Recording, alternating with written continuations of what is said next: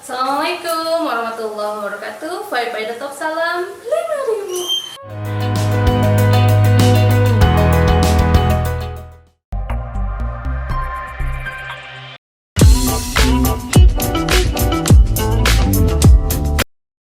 Teman-teman semua, hari ini ngabuburit ya, sambil aku ngasih tips mungkin ya, atau juga mungkin lebih ke sharing juga boleh. Ini adalah gimana sih, ataupun apa sih larangan, ataupun do's and don't-nya, apa yang boleh dan tidak boleh dilakukan oleh konsultan Jafra. Jadi kalau teman-teman menemukan hal seperti itu, teman-teman bisa langsung komplain ke manajemen, ataupun langsung komplain ke leader, atau apapun bisa teman-teman lakukan. Yang jelas gimana ataupun apa yang melanggar kode etik di Jafra dan yang boleh tidak boleh dilakukan oleh konsultan Jafra.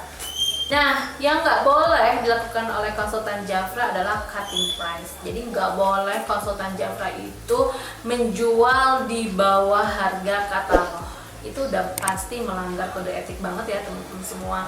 Karena sudah ditentukan di Jafra itu kita hanya mendapatkan diskon atau keuntungan langsung jualan itu sebesar 30 sampai dengan 35%. Jadi kalau ada konsultan yang menjual di bawah harga katalog, artinya konsultan tersebut sedang melakukan pelanggaran kode etik. Teman-teman, sebenarnya kalau misalnya teman-teman menemukan konsultan seperti itu, teman-teman boleh nggak percaya sama konsultan tersebut. Artinya dia nggak jujur, artinya dia ngejar sesuatu, artinya dia tidak ingin yang terbaik untuk kita gitu loh. Hanya ngejarnya adalah money gitu loh, ataupun poin segala macam. Jadi kalau misalkan konsultan yang baik adalah konsultan yang tidak mendiskon produknya di bawah harga katalog gitu loh. Jadi harus jualan sesuai dengan harga yang diberikan oleh Jafra, yaitu harga katalog. Sebenarnya simple sih ya teman-teman semua, apalagi teman-teman yang sudah menjadi konsultan. Menjadi konsultan itu perlu perjuangan. Kita itu iklan, kita itu mengeluarkan tenaga, mengeluarkan pikiran juga, mengikuti training, mengikuti sekolah Jafra gitu kan. Nah, tiba-tiba teman-teman memberikan diskon kepada orang yang minta diskon. Bisa jadi teman, sahabat, ataupun apapun. Nah, teman-teman sendiri punya value nggak sih? Punya nilai nggak sih? Perjuangan teman-teman itu sendiri punya nilai yang enggak gitu loh. Harga diri sebagai konsultan Jafra gitu loh. Tidak yang dengan sengaja memberikan diskon kepada orang yang meminta diskon, meskipun itu teman ataupun saudara. Jadi menjadi konsultan Jafra tidak hanya sebagai pembisnis ataupun penjual, nggak usah takut. Jadi menjadi konsultan Jafra itu ada 3 pilihan. Boleh menjadi pengguna produknya aja, yaitu untuk mendapatkan produk dengan harga murah. Boleh penjual, ataupun untuk mendapatkan keuntungan langsung 30 sampai dengan 35% yang tadi, bahkan ada yang 50%. Atau juga bisa sebagai pembisnis. Nah, bisnis itu kita membangun tim, lalu juga mengejar reward, membina tim. Tapi kalau aku sih ketiga-tiganya, kalau misalkan kita pakai skincare yang bisa menghasilkan uang, kenapa aku harus buang-buang uang untuk beli skincare yang tidak menghasilkan apa-apa untuk aku? Nah, yang kedua adalah berjualan di marketplace. Ini tuh nggak boleh banget sebenarnya ya, karena peraturan dari Asosiasi Penjual Langsung Indonesia juga adalah tidak boleh perusahaan yang berbentuk direct selling itu menjual produk di marketplace. Jadi kalau teman-teman semua menemukan Jafra di marketplace, jangan dibeli, jangan dibeli. Kenapa? Teman-teman, muka itu aset, bener nggak sih? Muka itu investasi yang luar biasa untuk perempuan. Nah, tiba-tiba teman-teman karena tergiur harga murah oleh orang-orang yang tidak bertanggung jawab. Ingat, orang yang melanggar kode etik adalah orang-orang yang tidak bertanggung jawab. Orang tersebut jelas tidak bertanggung jawab. Kenapa? Karena dia sendiri sudah menyalahi kode etik. Menurut aku, orang-orang yang menyalahi kode etik itu adalah orang-orang yang nggak bertanggung jawab, karena mengikuti aturan aja nggak bisa. Dia menghalalkan segala cara untuk mendapatkan sesuatu, mungkin poin, mungkin penjualan. Yang penting yang mereka pikirkan adalah mereka gimana caranya memenuhi target, tapi tidak bertanggung jawab terhadap nasib daripada pembelinya. Nah, Kerugian juga kalau kita beli di marketplace itu kan tidak bisa melakukan konsultasi. Gimana sih progresnya muka kita? Kalau kita pakai ini gimana cara pakainya? Gimana cara penggunaannya? Gimana kalau pakai ini reaksinya seperti ini? Kita nggak ada teman ngobrol untuk melakukan konsultasi ini. Jadi sangat rugi banget kalau teman-teman bisa ataupun berjualan di marketplace. Jadi teman-teman kalau mau beli adalah belilah di konsultan resmi Jafra dimanapun teman-teman berada. Karena ketika menjadi konsultan Jafra, teman-teman itu diberikan arahan oleh manajemen, diberikan ilmu tentang skincare, diberikan pengalaman ya. Karena kadang-kadang aku juga kan bisa tahu semua skincare itu dari pengalaman pribadi menggunakan produk Jafra dan juga konsumen-konsumen yang telah menggunakan produk Jafra. Intinya nggak aman banget ketika teman-teman beli produk Jafra di marketplace. Mau konsultasi kemana?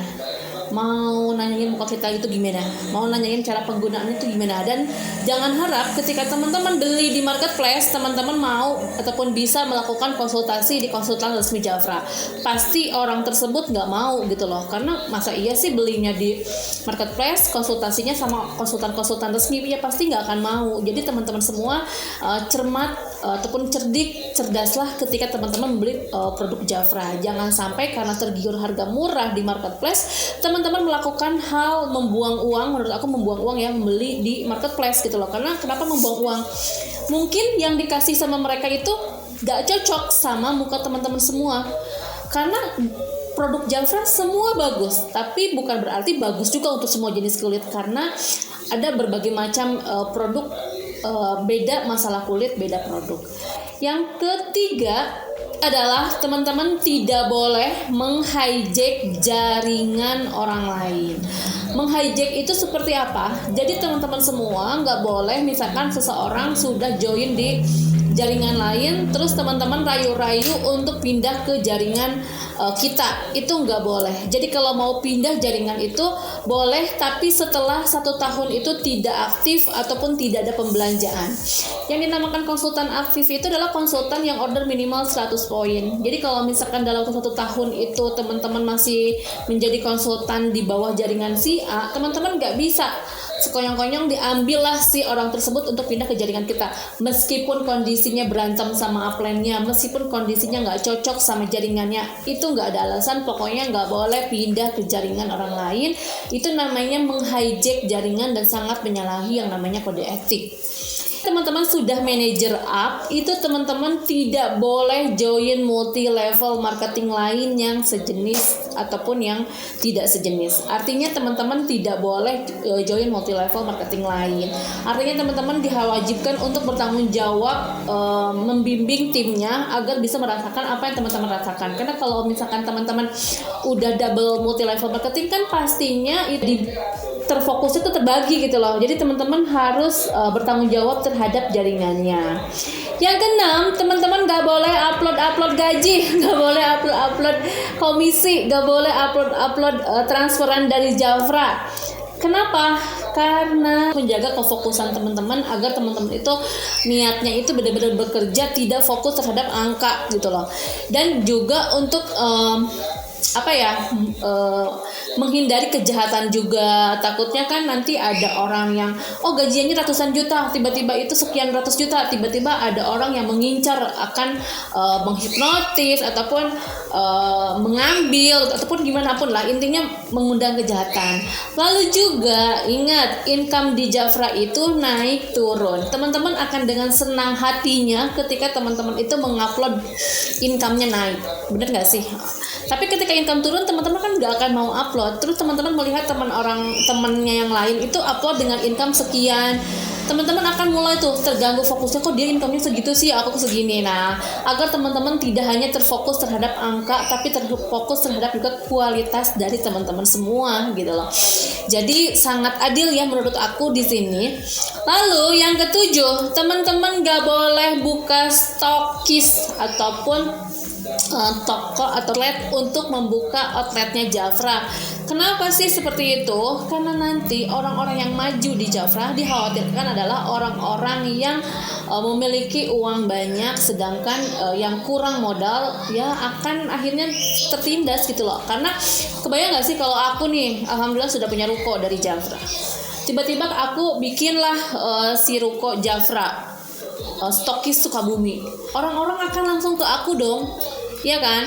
Nah, orang-orang yang tidak memiliki modal ruko ataupun toko ataupun segala macam pasti akan semakin jauh tertinggal. Jadi ini adalah untuk adilnya bisnis Jafra. Jadi bisnis Jafra tidak bisa ditemukan di outlet-outlet, hanya bisa ditemukan di konsultan-konsultan resmi Jafra seperti kita, dari rumah ke rumah, dari sosial media satu ke sosial media yang lain. Yang ke-8 adalah nggak boleh hard selling, artinya nggak boleh nih teman-teman semua menjual produk Jafra itu langsung dicantumin angkanya secara jelas dan gamblang, karena kita itu harus mengedukasi agar si konsumen kita itu ngerti dulu tentang kualitas Jafra,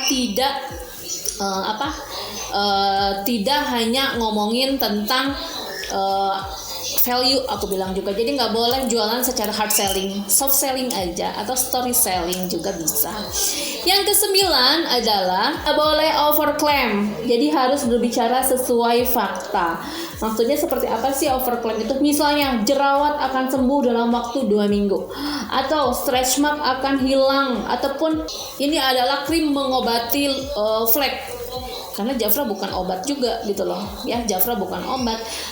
Dan kita pun harus berbicara sesuai dengan faktanya. Maksudnya gini loh, jangan overclaim itu hal yang nggak mungkin teman-teman udah keluar-keluar. Misalkan jerawat hilang dalam waktu 1 minggu, kan nggak mungkin jerawat hilang dalam waktu 1 minggu gitu loh. Kan semuanya juga perlu proses. Intinya tidak boleh mengiming-imingi konsumen kita itu dengan hal-hal yang sangat membual. Harus berbicara sesuai fakta. Artinya jika teman-teman itu merasa heran kenapa konsultan Jafra itu tidak pernah menjanjikan hasil yang instan, ya memang kita diajarkannya seperti itu agar kita itu sadar akan proses kulit sehat itu tidak mudah. Apalagi kalau misalkan sebelumnya sudah pernah menggunakan yang krim yang tidak sehat gitu loh teman-teman semua. Nah, itu sekian banyak adalah kode etik yang saya tahu tentang Jafra. Mungkin ada yang kelewat, mungkin ada yang belum saya sebutkan, tapi pada intinya adalah seperti itu. Dan untuk konsumen semua, teman-teman belanjalah di konsultan-konsultan resmi Jafra yang ada di sosial medianya teman-teman, bukan di marketplace ataupun yang teman-teman yang tadi melanggar peraturan yang tadi. Semoga tips dari saya itu bermanfaat buat teman-teman semua, sehingga teman-teman semua tidak pusing lagi menentukan upline mana yang mesti saya pilih, ataupun teman-teman semua tidak bingung lagi menentukan konsultan resmi Jafra mana yang harus produknya aku beli. Nah, sekian dari saya. Wassalamualaikum warahmatullahi wabarakatuh. Vibe by Dr. Salam.